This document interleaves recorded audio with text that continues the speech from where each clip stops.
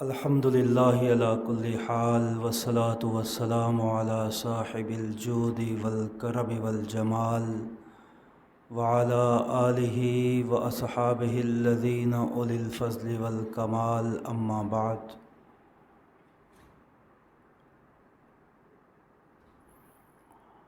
فاعوذ باللہ من الشیطان الرجیم بسم اللہ الرحمن الرحیم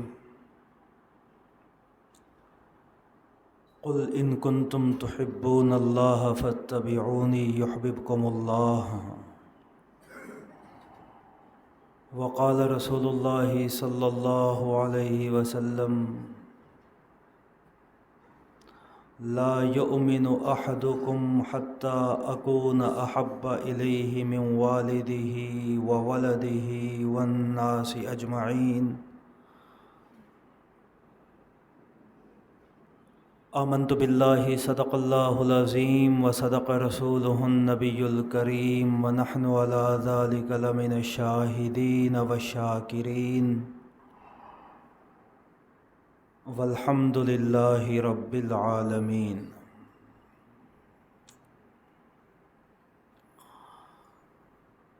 نہایت ہی واجب الاحترام بزرگان دین اور نوجوان ساتھیوں،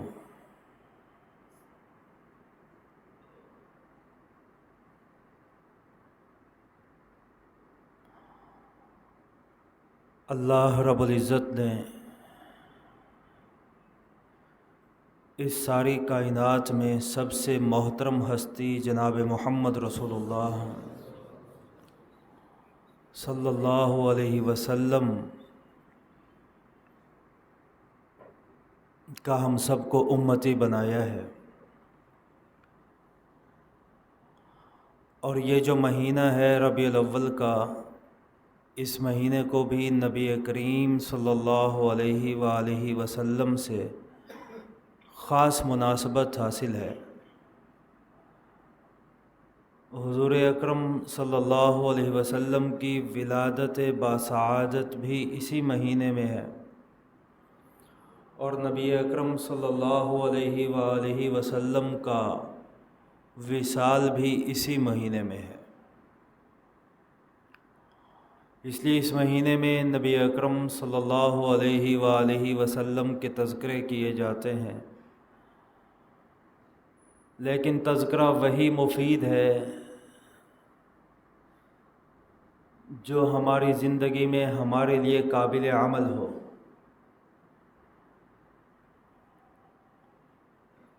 یاد رکھیے،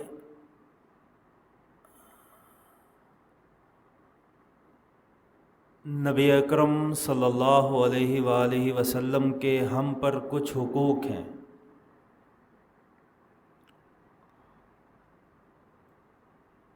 جس طرح ہمارے بیوی بچوں کے ہم پہ حقوق ہیں، ہمارے اپنے جسم کے ہم پہ حقوق ہیں،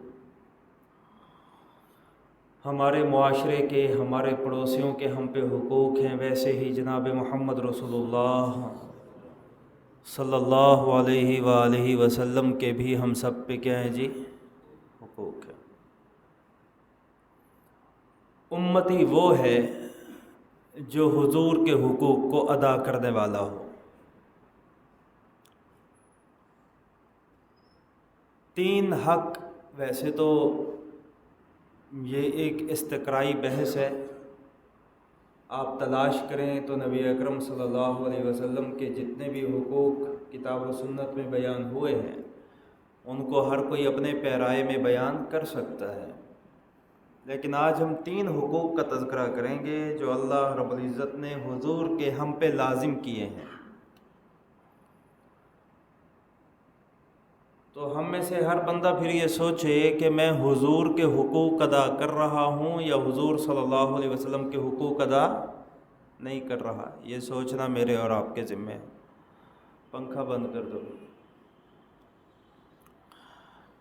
پہلا حق جناب رسول اللہ صلی اللہ علیہ وآلہ وسلم کا جو حضور کی امت پہ ہے، وہ حق یہ ہے کہ امتی حضور سے محبت کرنے والا ہو۔ پہلا حق کیا ہے جی؟ کہ امتی حضور سے محبت کرے، اور محبت بھی ایسی جو اتم ہو، جو سب سے بڑھ کر ہو، جو اکمل ہو۔ نبی کریم صلی اللہ علیہ وسلم نے فرمایا لا یؤمن احدکم، تم میں سے کوئی شخص مومن ہو ہی نہیں سکتا حتی اکون احب الیہ من والدہ وولدہ والناس اجمعین، یہاں تک کہ میں اس کو اس کے باپ سے زیادہ، اس کی اولاد سے زیادہ اور دنیا کے تمام لوگوں سے بڑھ کر محبوب نہ ہو جاؤں، تب تک تم میں سے کوئی مومن ہو ہی نہیں سکتا۔ تو پہلا حق جو حضور صلی اللہ علیہ وسلم کا ہم پہ ہے وہ کیا ہے جی؟ حضور سے بولیے محبت۔ اور یہ حضور سے محبت ہے یا نہیں، اس کا پتہ کیسے چلے گا؟ محفلیں کر کے، بتیاں جلا کے، جلوس نکال کے نہیں۔ حضور سے محبت ہے یا نہیں اس کا پتہ چلتا ہے کہ جب دوسری محبتوں کا حضور سے محبت کے وقت تقابل آتا ہے، جب دوسروں کی محبت کے تقاضے حضور صلی اللہ علیہ وسلم کی محبت کے تقاضوں کے مد مقابل آتے ہیں، تو پتہ چلتا ہے کہ ہمیں جناب رسول اللہ صلی اللہ علیہ وسلم سے محبت ہے تو کس درجے کی ہے، اور ہے بھی صحیح یا نہیں ہے، یہ تقابل کے وقت پتہ چلتا ہے، یہ مقابلے کے وقت پتہ چلتا ہے کہ بیوی بچوں کی محبت کا تقاضا یہ ہے کہ فلاں کو دھوکہ دے دوں، فلاں کام کر لوں، اس طریقے سے مال کما لوں، یہ غبن کر لوں، یہ سود لے لوں۔ خاندان کی، اولاد کی، بیوی بچوں کی محبت کا تقاضا یہ ہے، اور جناب رسول اللہ صلی اللہ علیہ وسلم کی محبت کا تقاضا یہ ہے کہ بھوکا مرتا ہوں مر جاؤں، رزق حرام نہیں کماؤں گا۔ تو اب پتہ یہاں پہ چلے گا کس کی محبت کے تقاضے پہ عمل کرنا ہے اور کس کی محبت کے تقاضے کو چھوڑنا ہے۔ اب پتہ چلے گا کہ محبت ہے یا محبت نہیں۔ نعرے لگانا تو بڑا ہی آسان ہے، 5-6 ہزار لگا کے، گھر پہ بتیاں لگا کے ربیع الاول میں یہ سمجھنا کہ میں عاشق رسول ہوں، یہ بڑا ہی آسان ہے۔ جلوس میں نکل کے شور و غوغا کر لینا اور اپنے آپ کو عاشق رسول کہہ لینا اور نعرے لگا لینا بڑا ہی آسان ہے۔ حقیقی محبت ہے یا نہیں اس کا پتہ کب چلتا ہے؟ جب مقابلہ ہوتا ہے، محبتوں کا تقابل آتا ہے۔ میں اس پہ 1-2 واقعات آپ کو سنا دیتا ہوں کہ وہ لوگ جنہیں اللہ نے فرمایا رضی اللہ عنہم ورضوا عنہ، اللہ فرماتا ہے میں ان سے راضی ہو چکا ہوں اور وہ بھی مجھ سے راضی ہو چکے ہیں۔ جن کو اپنی رضا کی سند اللہ نے ان کی زندگی میں بذریعہ قرآن کی وحی کے عطا فرما دی، وہ صحابہ کرام، وہ رسول اللہ کی کامیاب جماعت، ان کی حضور سے محبت کا عالم ملاحظہ کیجئے کہ غزوہ بدر ہے، اسلام کی پہلی لڑائی غزوہ بدر۔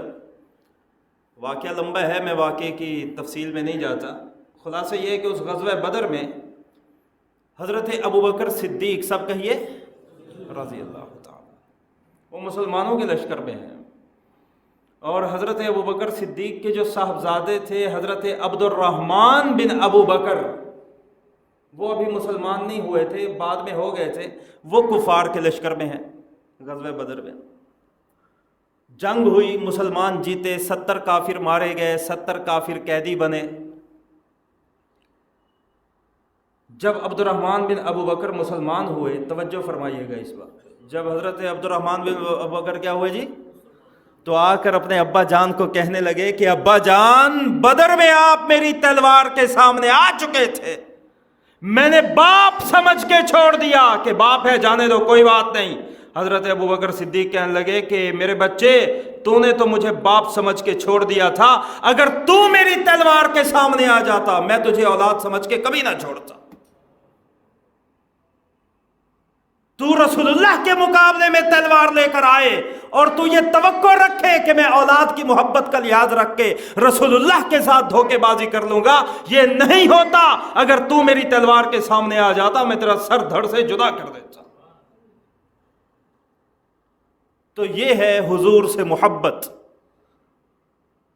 لا یؤمن احدکم حتی اکون احب الیہ من والدہ وولدہ، حضور نے فرمایا جب تک میں تمہیں تمہاری اولاد سے زیادہ، تمہارے ماں باپ سے زیادہ محبوب نہ ہو جاؤں تب تک تم مومن ہو ہی نہیں سکتے۔ صحابہ کو تو حضور اولاد سے زیادہ محبوب تھے۔ ماں باپ کا بھی ایک واقعہ آپ کو سنا دیتا ہوں۔ حضرت ام المومنین ام حبیبہ رضی اللہ تعالی عنہا زوجہ مقدسہ ہیں نبی اکرم صلی اللہ علیہ وسلم کی، مومنین کی ماں ہیں۔ حضرت امیر معاویہ رضی اللہ تعالی عنہ کی سگی بہن ہیں ام حبیبہ، اور حضرت ابو سفیان کی صاحبزادی ہیں۔ آپ صلی اللہ علیہ وسلم کی زوجیت میں آ گئیں اور جناب ابو سفیان ابھی مسلمان نہیں ہوئے، کفر، حالت کفر میں۔ مدینہ آئے کسی سفارتی مقصد کے لیے، حدیبیہ کا معاملہ تھا، صلح حدیبیہ کو بڑھانا چاہتے تھے اور حضور صلح حدیبیہ کی مدت بڑھانے پہ آمادہ نہیں تھے۔ تو جب مدینہ آئے، ابھی کافر ہیں ابو سفیان، تو اپنی بچی کے گھر گئے سب سے پہلے، حضرت ام حبیبہ رضی اللہ عنہ کے گھر۔ جب ام حبیبہ کے گھر گئے، بچی نے دیکھا والد آیا ہے تو فوراً بستر تہہ کر دیا۔ بستر کیا کر دیا؟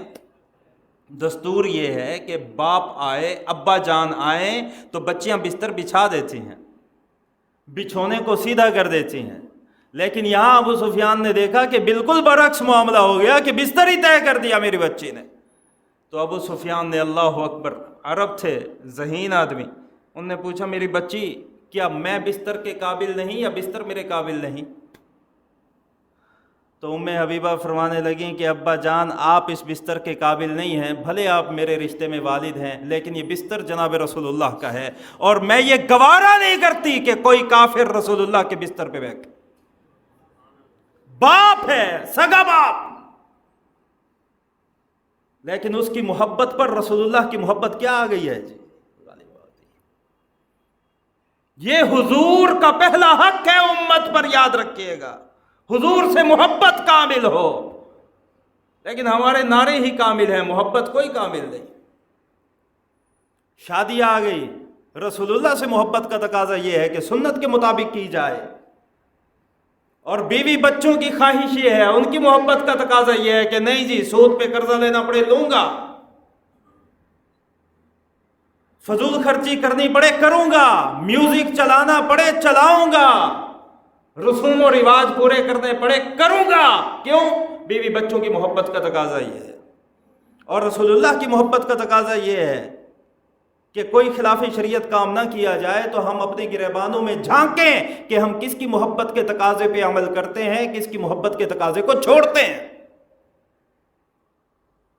اور پھر سوچئے کہ آپ عاشق رسول ہیں یا عاشق رسول نہیں ہیں۔ اور یاد رکھیے اگر کوئی شخص عاشق مصطفیٰ نہیں ہے، وہ کچھ ہو جائے رسول اللہ کی زبان کے مطابق لا یؤمن، وہ مومن نہیں ہو سکتا۔ کچھ مرضی ہو جائے، سنی ہو، بریلوی ہو، دیوبندی ہو، اہل حدیث ہو، اہل تشیع ہو، کسی بھی فرقے کا ہو جائے، لیکن رسول اللہ کا عاشق نہیں ہے، یاد رکھیے وہ مومن نہیں ہے۔ اور عشق کا معیار یہی ہے کہ جب تقابل آئے تو حضور کی محبت تمام محبتوں پہ کیا ہو جائے جی؟ غالب ہو جائے۔ یہ بات سمجھ آ گئی؟ پہلا حق حضور کا سمجھ آیا؟ خاموش وہ بالکل چپ۔ دوسرا حق سماعت فرمائیے جناب رسول اللہ صلی اللہ علیہ وسلم۔ حضور کا دوسرا حق امت پہ یہ ہے کہ حضور صلی اللہ علیہ وآلہ وسلم کی عقیدت امتی کے دل میں ہو۔ کیا دل میں ہو جی؟ عقیدت۔ اچھا دیکھیے یہ بات سنیے، محبت اور عقیدت کو بعض دفعہ ایک ہی سمجھ لیا جاتا ہے، حالانکہ یہ دونوں ایک چیز نہیں ہے۔ محبت اور ہے، عقیدت اور ہے۔ عقیدت یہ ہے کہ جو کچھ جناب رسول اللہ صلی اللہ علیہ وسلم نے فرمایا ہے، جو اللہ کی طرف سے لے کر آئے ہیں، اسی میں نجات ہے، اسی میں کامیابی ہے، وہی سچ ہے، وہی حق ہے۔ یہ عقیدت ہے، یہ عقیدت ہے۔ اور محبت یہ ہے کہ مجھے حضور اچھے لگتے ہیں، میں حضور کے نام پہ جان دیتا ہوں۔ کیوں؟ حضور کے جمال کی وجہ سے۔ بالکل حضور خوبصورت تھے، اتنے خوبصورت، اتنے خوبصورت کہ کائنات کی آنکھ نے ویسا حسین کبھی دیکھا ہی نہیں۔ حضرت حسان بن ثابت کا مشہور شعر ہے، وَأَحْسَنَ مِنْكَ لَمْ تَرَ قَطُّ عَيْنِي وَأَجْمَلَ مِنْكَ لَمْ تَلِدِ النِّسَاءُ خُلِقْتَ مُبَرَّأً مِنْ كُلِّ عَيْبٍ كَأَنَّكَ قَدْ خُلِقْتَ كَمَا تَشَاءُ۔ محبوب، آپ سے زیادہ حسین میری آنکھوں نے کبھی دیکھا ہی نہیں، اور آپ سے زیادہ جمیل اور خوبصورت کسی ماں نے کبھی جنا ہی نہیں۔ آپ کو دیکھ کر تو لگتا یوں ہے کہ رب آپ سے پوچھتا گیا اور آپ کو بناتا گیا۔ حسین تو ایسے ہیں۔ صحابی رسول سمرہ بن جندب فرماتے ہیں، میں مسجد نبوی کے صحن میں داخل ہوا، 14ویں رات ہے، 14ویں کا چاند چمک رہا ہے، 14ویں کا چاند بھی مجھے نظر آ رہا ہے، اور رسول اللہ صلی اللہ علیہ وسلم کا رخ انور بھی دروازے کی جانب ہے، اور حضور کا رخ انور بھی مجھے نظر آ رہا ہے۔ فرماتے میں نے ایک لمحے کے لیے میں دروازے پہ رک گیا، اور میں نے سوچا کہ دل کی عقیدت کو ایک طرف رکھو، قلبی معاملے کو ایک طرف رکھ کے دماغ کے زاویے پہ دیکھوں 14ویں کا چاند حسین ہے یا محمد کا چہرہ حسین ہے۔ فرماتے میں 14ویں کے چاند کو دیکھتا، حضور کے رخ انور کو دیکھتا، پھر 14ویں کے چاند کو دیکھتا، پھر حضور کے رخ انور کو دیکھتا۔ فرماتے ہیں فَإِذَا هُوَ أَحْسَنُ عِنْدِي مِنَ الْقَمَرِ، مجھے یہ حقیقت عیا ہو گئی کہ حضور کا رخ روشن 14ویں کے چاند سے زیادہ خوبصورت۔ جمال مصطفیٰ کی وجہ سے محبت ہے اور بات ہے، کمال مصطفیٰ کی وجہ سے محبت ہے یہ اور بات ہے۔ اللہ رب العزت نے ساری انسانیت کے جو کمالات تھے وہ جمع کر کے جناب رسول اللہ صلی اللہ علیہ وسلم کی ہستی کو عطا فرما دی۔ لیکن عقیدت اور ہے جی، عقیدت یہ ہے کہ جو حضور نے فرمایا وہی حق ہے، جو حضور نے بتایا وہی سچ ہے۔ کفار مکہ کو محبت تھی حضور سے جی، ایسی بات نہیں ہے، آپ یہ بات سن کے حیران ہوں گے، کفار کو حضور سے محبت تھی، اور محبت تھی تو امانتیں رکھوا جاتے تھے۔ کبھی آپ کسی ایسے بندے کو اپنی امانت دے کے جاتے ہیں جسے آپ سے نفرت ہو؟ بولیے کیا فرماتے تھے حضور کو، کیا کہتے تھے حضور کو کفار مکہ؟ الصادق الامین، بہت بڑا سچا یہی ہے، سب سے بڑا امانت دار بھی یہی ہے۔ محبت تھی نا۔ ابو لہب تبت یدا ابی لہب وتب، اللہ فرماتے ہیں ہلاک ہو گیا۔ محبت کتنی کامل تھی کہ جس باندی نے آ کر بتایا کہ تیرا بھتیجا پیدا ہوا ہے، یہ خبر سن کے اس باندی کو آزاد کر دیا۔ محبت تھی، لیکن کیا نہیں تھا؟ عقیدت نہیں تھی، مانتا نہیں تھا کہ حضور سچے۔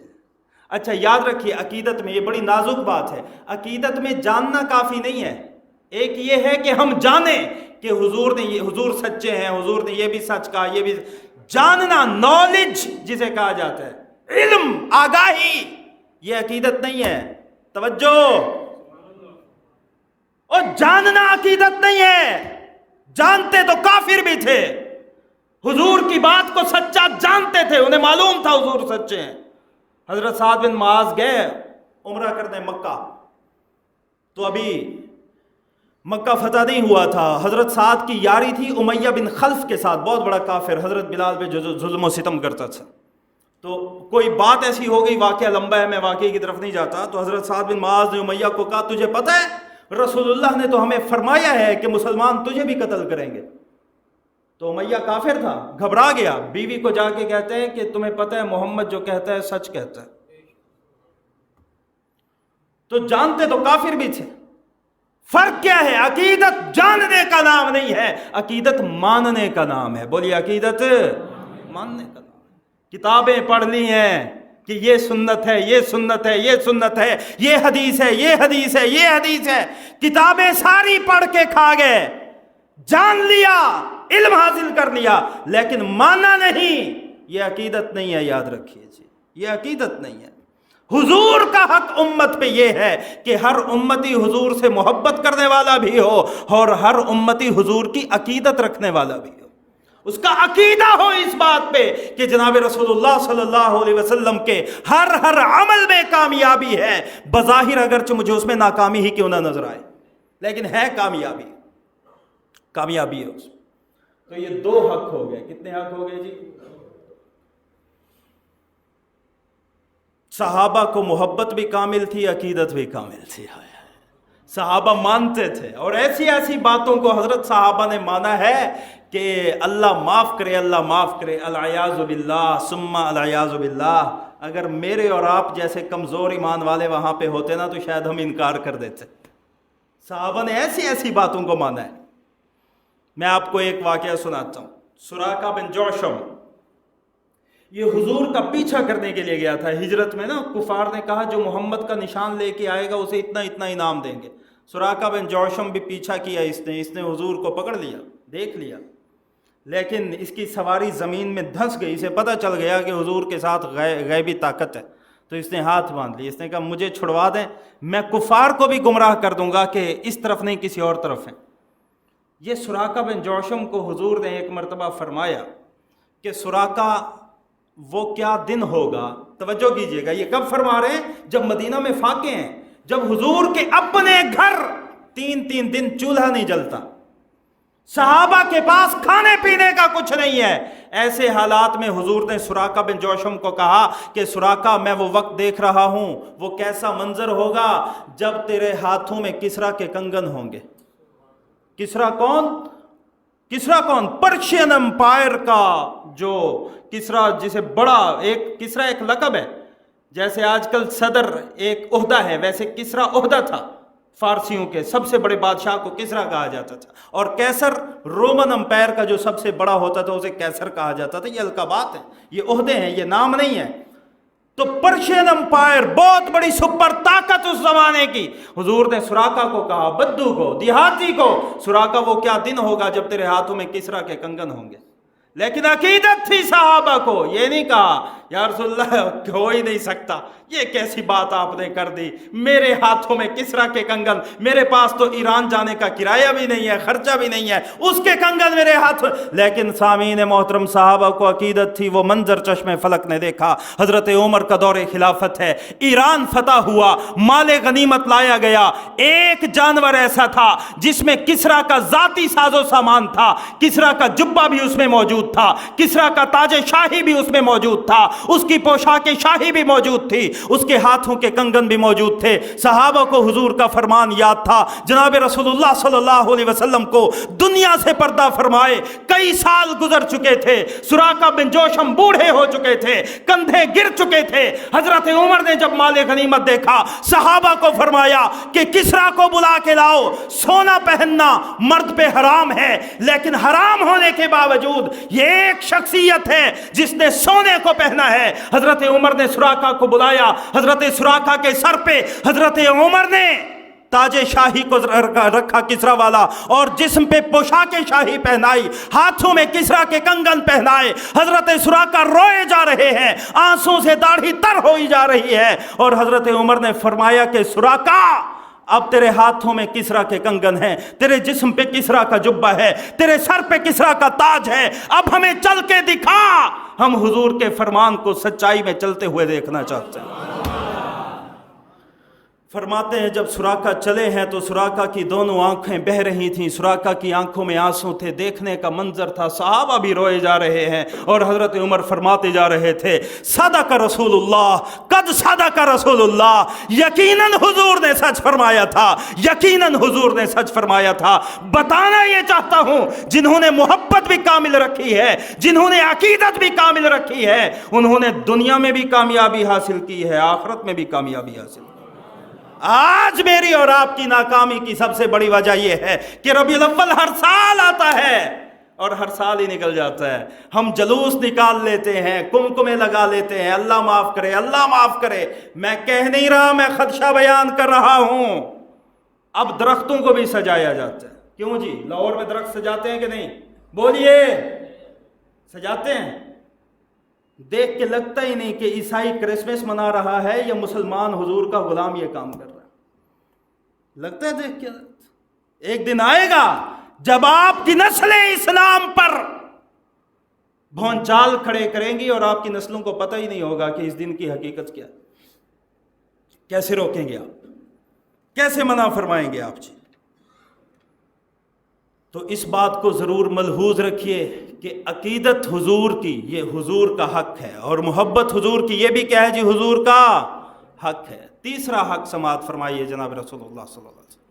ایک ہے کہ حضور کی محبت دل میں ہو، یہ حق ہے جناب رسول اللہ کا، اور ایک یہ ہے کہ حضور کی عقیدت بھی ہمارے کس میں ہو جی؟ دل میں۔ عقیدت کا تعلق بھی دل سے ہے، محبت کا تعلق بھی دل سے۔ یہ دو تعلق دل سے ہیں، کیونکہ دل زیادہ اہم ہے نا جی، دل اہم ہے۔ یہ دونوں حقوق دل کے ہیں کہ دل میں محبت بھی ہو، دل میں۔ تیسرا حق ہے جس کا تعلق ہمارے بدن سے ہے۔ تیسرا حق حضور کا یہ ہے کہ حضور کی اطاعت کی جائے۔ بولیے حضور کی۔ اگر محبت بھی ہے، عقیدت بھی ہے، لیکن اطاعت نہیں ہے حضور کی، اطاعت تو یہ بھی حضور کی حق تلفی کرنے والا ہے، حق ادا کرنے والا نہیں۔ اور یاد رکھیے اطاعت سے ہی بچنا ہے۔ بولیے کس سے بچنا ہے جی؟ اللہ رب العزت نے قرآن مجید میں جا بجا فرمایا، قل ان کنتم تحبون اللہ فاتبعونی یحببکم اللہ۔ اے پیغمبر انہیں بتا دو کہ اگر یہ اللہ سے محبت کے دعوے دار ہیں، کس کے دعوے دار ہیں؟ میں کہتا ہوں مجھے اللہ سے کیا ہے؟ محبت ہے۔ تو اللہ فرماتے ہیں اگر تم یہ چاہتے ہو کہ تم اللہ سے محبت کرو تو فتبعونی، میرے محمد کی پیروی کرنا شروع کر دو۔ تمہارا اللہ سے محبت کرنا تو الگ بات ہے، یحببکم اللہ، حضور کی اطاعت کے صدقے خود اللہ تم سے محبت کرنے لگ جائے گا۔ تم درجہ محبیت کے طالب ہو، اللہ تمہیں درجہ محبوبیت عطا فرما دے گا حضور کی اطاعت۔ تو یہ اطاعت جو ہے یہ حضور کی امت کا حضور پر کیا ہے جی؟ بولیے حق ہے۔ سیدہ فاطمہ الزہرا کو نبی اکرم صلی اللہ علیہ وسلم نے فرمایا تھا کہ فاطمہ یہ نہ سمجھنا کہ نبی کی لخت جگر ہوں، وہاں جو بخشا جائے گا اپنے عمل سے بخشا جائے گا۔ آج میں اور آپ، میں لجپالاں دے لڑ لگیا میرے پلے ہرے رہندے، تو لجپال کے پیچھے لگا ہوا ہے، دیکھ لیں گے تیرے اور میرے لجپال کو وہاں پہ کیا ہو رہا ہے۔ اور وہاں تو انبیاء کانپ رہے ہوں گے، حضرت عیسیٰ کانپتے کانپتے کہیں گے اللہ میں اپنی اماں مریم کا بھی سوال نہیں کرتا، میری جان کو بچا۔ تو لجپالاں کے لڑ لگیا کہہ کے خوش ہے۔ کس دھوکے میں ہو؟ کہاں سے دین لیتے ہو؟ کہاں سے آپ دین پڑھتے ہیں؟ کس نے آپ کو گمراہ کیا ہوا ہے؟ جو بخشا جائے گا وہ رسول کی اطاعت سے بخشا جائے گا۔ اپنی پھپھی کو حضور کہنے لگے کہ میری پھپھی یہ نہ سمجھنا کہ بھتیجا نبی ہے، بھتیجا نبی ہے تو کوئی بات نہیں جو مرضی کروں، نا نا نا، نبوت کی قرابت اس دن کام نہیں آئے گی۔ اگر نبوت کی قرابت کام آتی تو اللہ نوح کے فرزند کنعان کو غرق نہ فرماتا۔ اگر نبی کی قرابت کام آتی لوط کی بیوی ہلاک نہ ہوتی۔ اگر نبی کی قرابت کام آتی ابراہیم کا باپ ہلاک نہ ہوتا۔ نبی کی قرابت کام نہیں آئے گی، نبی کی اطاعت کام آئے گی۔ بات سمجھ آ رہی ہے جی کہ نہیں آ رہی؟ جنہیں سمجھ آ رہی ہے اونچا بولیے۔